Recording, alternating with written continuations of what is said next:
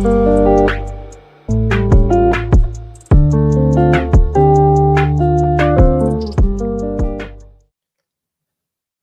สงค่าพี่น้องผู้ชมยินเสียงใต้ตีนับยำกุจอกูปาแก้มหลีกตังสายลมอีกบาร่างขาวลุงแรงเปิงไหลมาขบทบขบยากันกว่าแทงวันหนึ่งเขาย้อนหาตังหักเมตตาตังนิมจ๋าตังสมซื้อมนเปียวตีลูกตีเถาลาพระเป็นจอคำมาแต่อยู่ในหูเสือเขาคากว่าหังเผอหังมันเสียกรรมค่ะพี่น้องค่ะจอมหนังที่เขาคาไหลหัน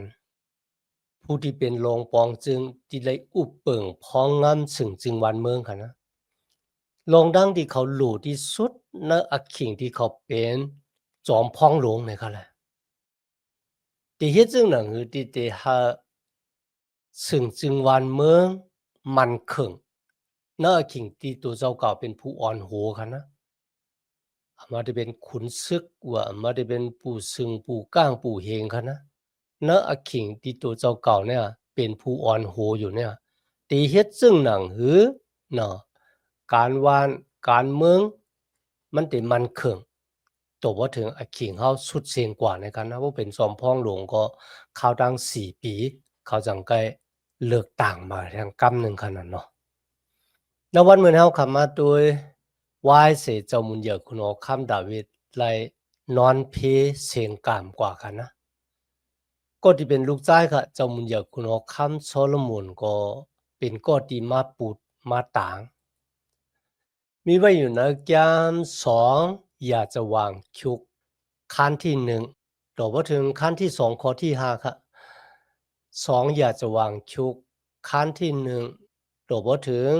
ขั้นที่2ข้อที่5เขาในข้อที่1ค่ะในก็เป็นรองซึ่งจึงวันเมืองของเจ้ามุนเหยอคุณโอคำโซโลมอนที่มันก่อตั้งปกตั้งมาเนี่ยมันคามันคงเกิงซ้ายเกิงขวาเนี่ยคันนะกวนวันกวนเมืองก็เต็มลูกพื้นเขาคันนะซ้อมหลังเดียวเขาฮู้ค่ะตั้งอันก่อตั้งปกตั้งซึ่งจึงวันเมืองมิวอิเซลาที่พระเป็นเจ้าอาปันเจ้ามุนเหยอคุณโอคำโซโลมอนเนี่ยคันนะมันเป็นกติศาสตร์ของพระเป็นเจ้าก็เป็นจังได๋ครับอาณาจักรซึ่งจึงวันเมืองที่เจ้ามุนเหยอคุณโอคำโซโลมอนสืบอุปเปิงพองงามต่างปอของตุเจ้าก็เจ้ามุนเหยอคุณโอคำดาวิดเนี่ยในแกมลีกมีไว้ว่าพระเป็นเจ้ามีอยู่รวยจอมเจ้ามุนเหยอคุณโอคำโซโลมอนตั้งอันพระเป็นเจ้ามีอยู่รวยจอมนั่นน่ะอันนั้นเป็นรองลำรองอาเยยากะซึ่งจึงวันเมืองเขาได้มันคงเนี่ยได้ร่วมปังโรงกว่าเนี่ยนั้นมันอยู่ที่พระเป็นเจ้าจองอยู่จอมเฮาเพราะพระเป็นเจ้ามีอยู่รวยจอมเฮาซึ่งจึงวันเมืองเฮาก็ตื่นเต้นมันคงก็บ่ซังคะก็บ่พระเป็นเจ้าเป็นผู้ที่ต่างเจ้ามุนเหยอคุณโอคำขึ้นมาและพระเป็นเจ้าก็ที่เฮ็ดให้ซึ่งจึงวันเมืองที่เขาอุเปิงพองงับนั่นน่ะมันคงประมาณการเป็นมีเสียเจ้าป้าหนึ่งค่ะลาดไว้ว่าตั้งโว่นคานะครับอันนั้นเป็นตั้งโว่นของเขาฮางกุ้ยค่ะนะเขาว่าเจ้ามุนเหยอคุณโอคำเนี่ยมีเยิงอันเขาต่างอปาสลุมที่เป็นก็ที่ลูกเพิ่นเจ้ามุนเหยอคุณโอคำดาวิดค่ะนะเป็นลูกของมันน่ะวันนั้นมันลาตีอยู่อะผ้าว่าเออเว้ามืออิดหนึ่งมันปองว่าอย่าไปแหมตายนั่นค่ะนะกุ้ยก็ว่าอยู่อะผ้าเลยแหมตายแบบก็บ่ซังค่ะล่ะบ่เนี่ยจึงก็บ่ว่าพระเป็นเจ้าไลเลือกอปาสลุมในสมัยจำดิกมีไว้ว่าพระเป็นเจ้าเลือกต่างโซโลมอนไว้เขาเป็นเจ้ามุนเหยอคุณโอคำต่างปอมันซ้ำแทงรองหนึ่งที่หลีว่นจากใครจากนั้นก็ตั้งอันสิ่งจริงวันเมืองกลมิวอิสิลักขึ้นอย่างมาสูงหือหึงปึงสางเนี่ยมันเป็นกว่าเปอเจ้ามุนเหยอคุณโอคำดาวิดก้วยขาหานะพี่น้องครับเพราะว่าเขาขัดตุ้ยหลีดีเนี่ยมันเหมือนเรื่องว่าก็ตีก่อตังปกตังตีแต่จ้ามันไหนคะนะมันเหมือนเรื่องก็ตีลงเสามังกลามันไหนครับเพราะว่าเฮ็ดเฮิรนค่ะนะ อันนั้นก็เป็นเจ้ามุนเหยอคุณโอคำดาวิดเลยกอดตังปกตังลุยดังอันอิงปึงพระเป็นเจ้าเจ้าว่าเจ้ามุนเหยอคุณโอคำโซโลมอนกอดตังปกตังเฮาซึ่งวันเมืองของตัวเจ้าก่อมมันเข่งห้างกุ้ยเนี่ยมันจะค่ะนะมันสืบมาดีก็ที่เป็นปอ ที่อยู่มาตั้มจะในพระเป็นเจ้ากำแนวคำมาถึงในข้อที่2ถึงข้อที่6ค่ะ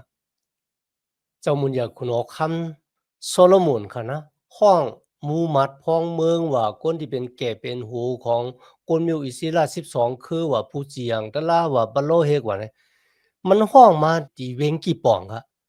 คุยกันในขิงในค่ะตึกปฏิเงียนของพระเป็นเจ้ามีไว้อยู่ที่เวงเยรูซาเล็มค่ะเนาะ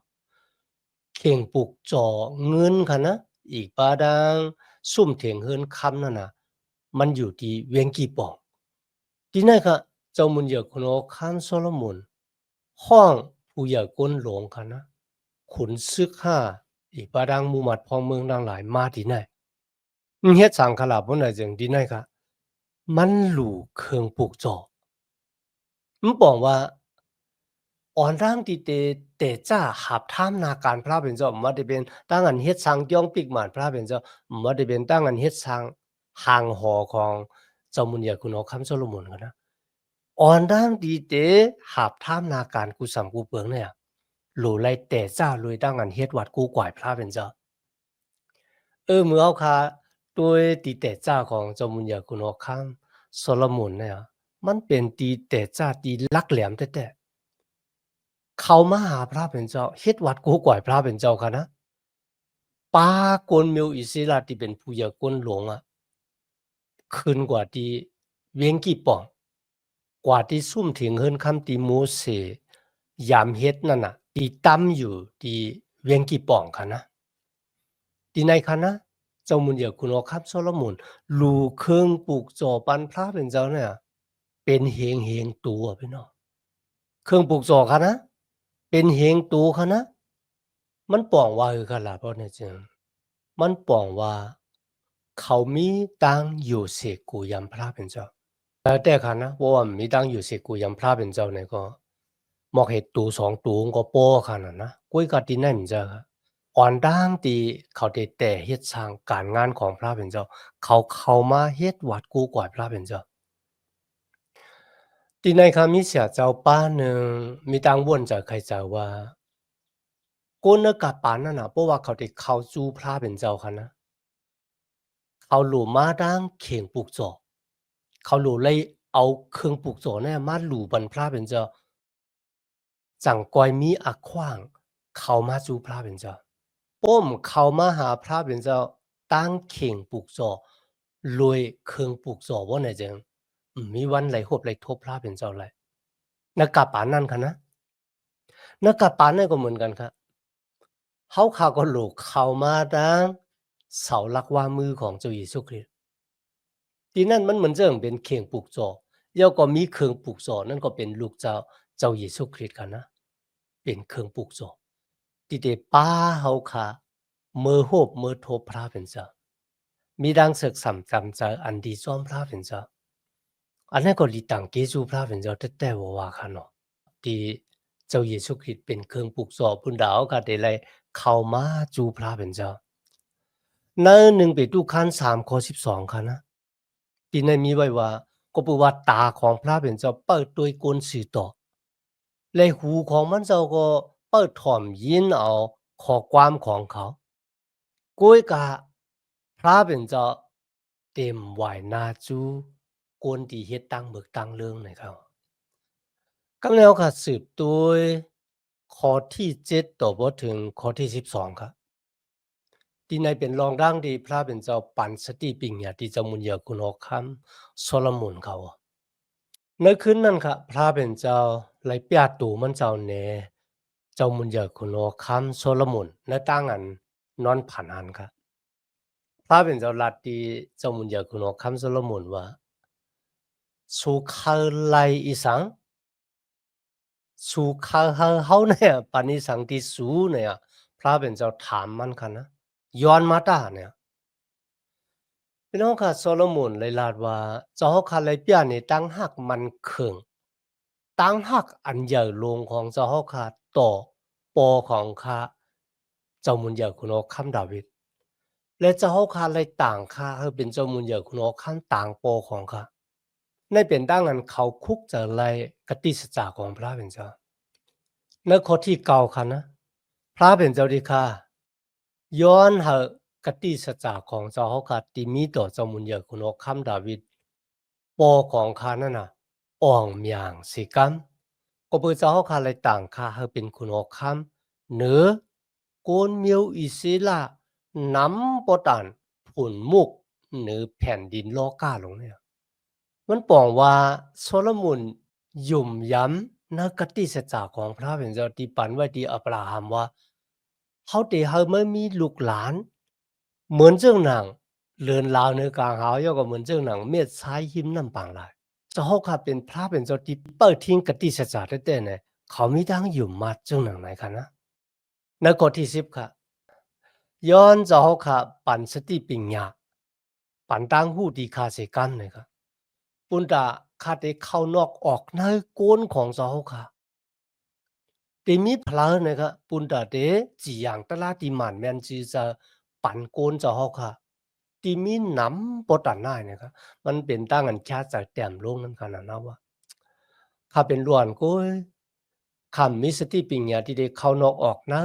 โกนดีมีตั้งกันตัวทบตานเป็นเจ้าก้อนดับซึกว่าเป็นผู้อย่าก้นหลงนั่งไหนก็เพราะฉะนั้นข้าย้อนสติปัญญาที่เจ้าค่ะพระเป็นเจ้าปิ้งโป้เจ้าว่าพี่น้องค่ะที่ไหนค่ะนะก็มีความถามแทงว่าเจ้ามุนเหยอคุณโอคัมโซโลมอนเนี่ยมันเลยตั้งวนดีละมาดีว่ามันย้อนสติปัญญาที่พระเป็นเจ้า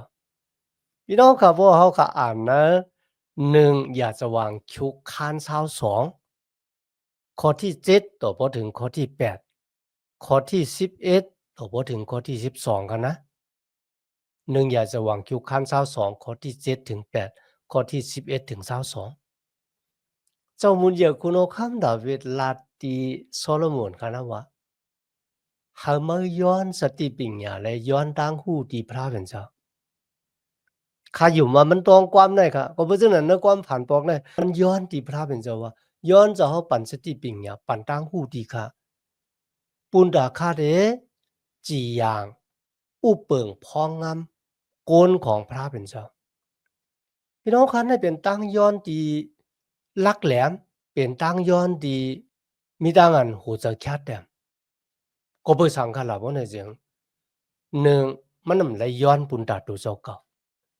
มันย้อนลอยดังอันถอกลอยนาโกนเมียวอิเสลาโกนของพระเป็นเจ้าค่ะนะ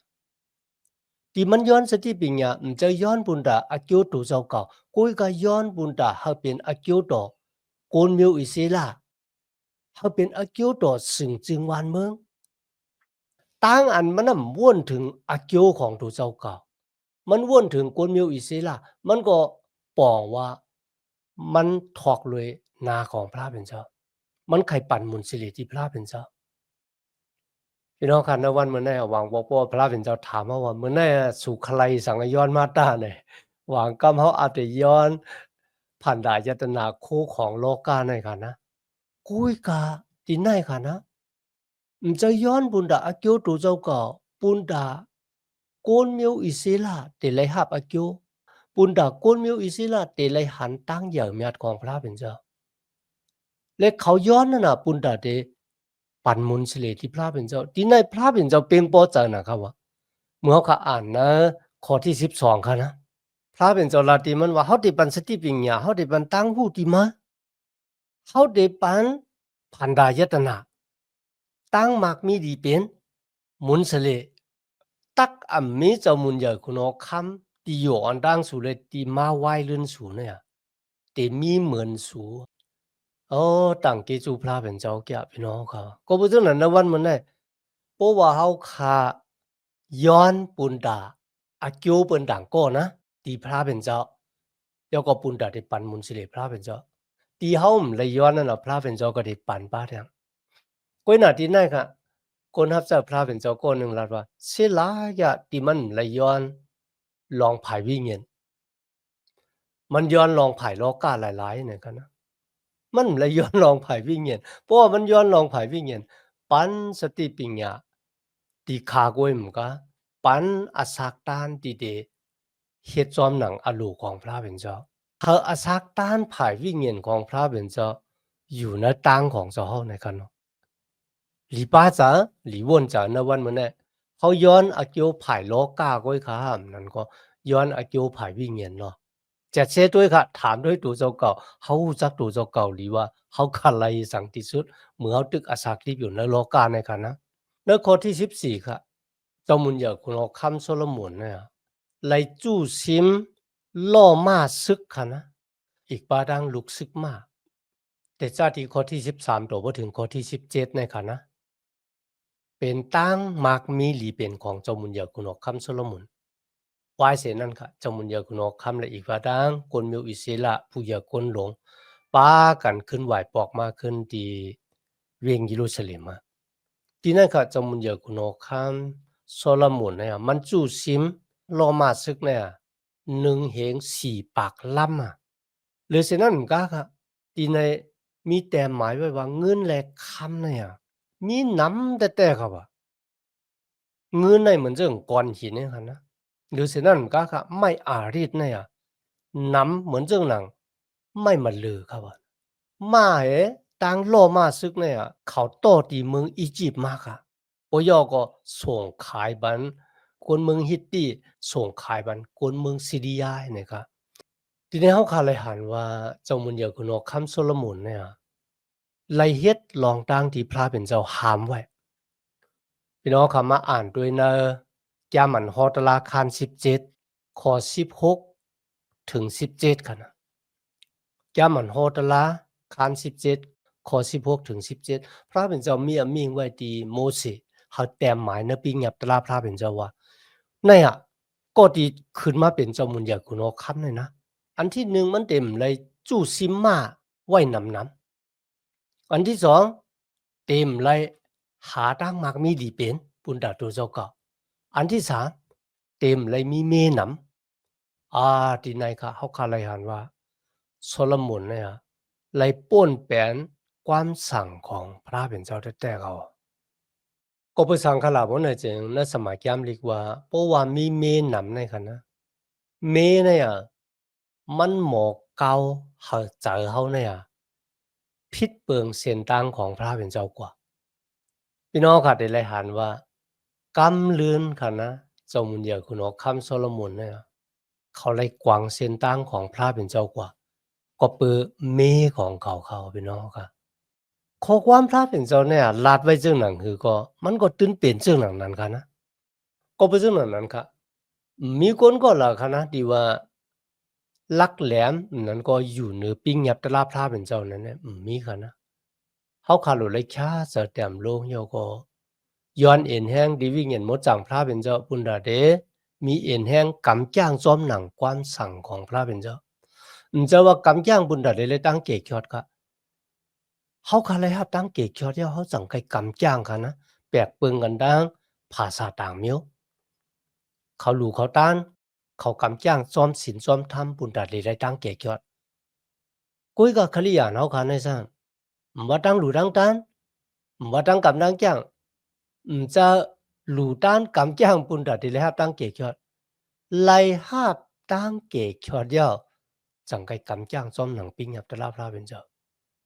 ko bu sang ko bu lu en hang hao hiet lại hao lu le ing pung a ko tan ko wi nyen mo chang phra ben cha pom yu mat phra ben cha hao ko mi wan bun da de kam kyang som nang ping yap ta la phra ben cha lại lui en hang hao khan na tang ke su phra ben cha ti chu su ha wi nyen mo chang phra ben cha mi yu lui zo mau ka ta se kam le hao kha ma toi 2อยากจะวางคิวค้าน2ครับแต่จะที่ข้อที่1ถึง5นั่นก็เป็นการงานที่เจ้ามุนเหยาคุณออกคำโซโลมอนที่เฮ็ดจอมหนังที่ดาวิดเลยสั่งไว้ค่ะนะข้อที่1ข้อที่2ครับอันนี้ก็เป็นแผนการตั้งอันที่ก่อตั้งปลุกตั้งย่องปีกหมานของพระเป็นเจ้าอีกบาดังห่างหอของเจ้ามุนเหยาคุณออกคำโซโลมอนค่ะนะ ยื่งหมายตั้งอันเฮ็ดสังจองปีกหมันของพระเป็นเจ้าปุนตะนามมาของพระเป็นเจ้าติและหับมุนสิเลกุยกะนตั้งอันเฮ็ดทางเฮ็ดหัวได้ก็ปุนตะตูเจ้าเก่ากันนานกุยกันนะทีนี้เขาขาเลยหันโซโลมอนไลมักคานกนเหตุการณ์กันนะกนที่เป็นกนโตโคโตของในกันนะ ตอกคูของกามีเนี่ย70,000ก่อพี่น้องก็ดีกว่าเรือหมักหินครับเพราะที่ว่าทูบมันก็ซ้ำเจอค่ะนะเพราะทูบก็มันแหลวค่ะเนาะมันเป็นโกนที่เรือหมักหินเนี่ย80,000ก่อค่ะนะก็เพราะว่าเขาได้เฮ็ดหมักหินน่ะเฮิงเป็นก้อนแล้วก็เอามาตำให้เป็นเงาหักจ้องปิกหมานของพระเป็นเจ้า80,000ก่อผู้อุบทิ้งซ้ำ3เฮง6บักก่อนั่นก็การงานใหญ่ที่เขาเฮ็ดกว่าเนี่ยพระเป็นเจ้าปันสติปิงหยังได้ค่ะนะกนเหตุการณ์กนโตของตอกคู70,000โกนที่ก่อนลืมหมักหิน80,000แล้วก็โกนที่เปิดทิ้งตั้ง2จุ้มเลยก็3เฮง6ปากก่อแนวในข้อที่3ถึง5ครับเจ้ามุนยาคุณอคัมโซโลมอนกับสิบกว่าที่คุณอคัมฮีลัมที่เมืองตุรูกันนะที่ยามเป็นอวยหลีกันดังเจ้ามุนยาคุณอคัมดาวิด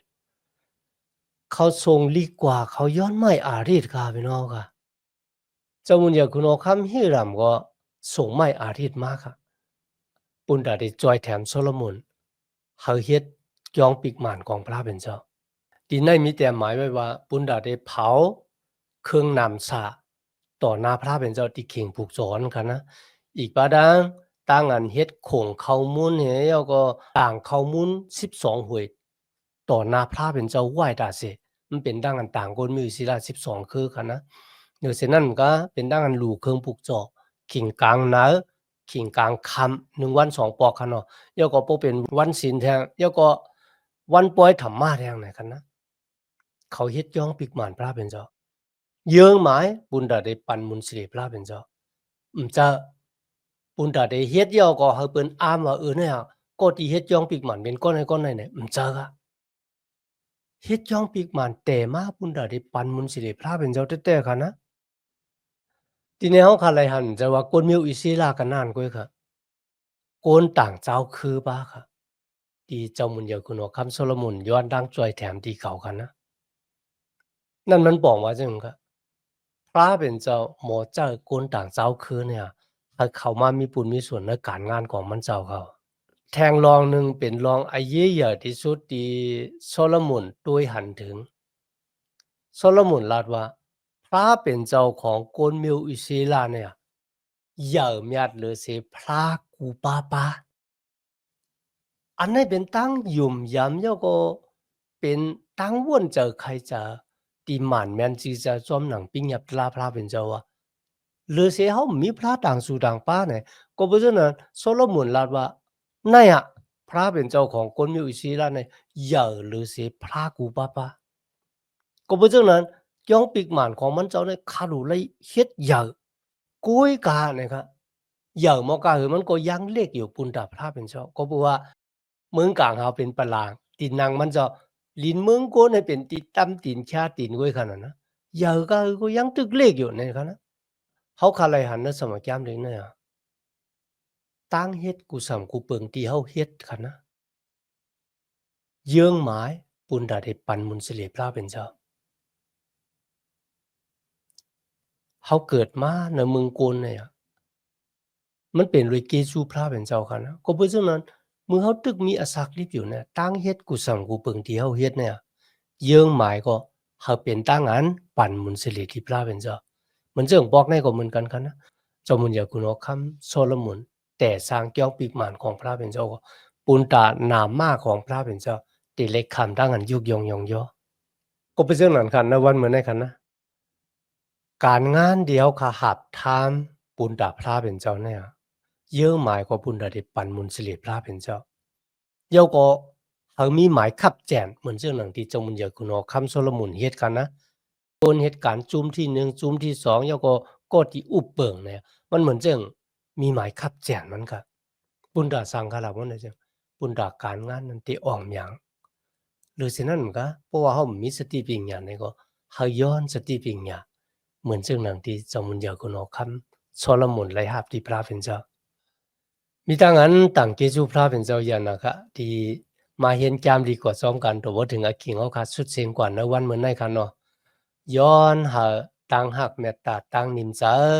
ตั้งสมซื้อหมนเปียวติลูกติเฒ่าลาพระเป็นเจ้าเฮาคามา แต่อยู่เนอะหูเจ้าคักว่าหังเผอหังมันสิกำคะบ่สูงค่า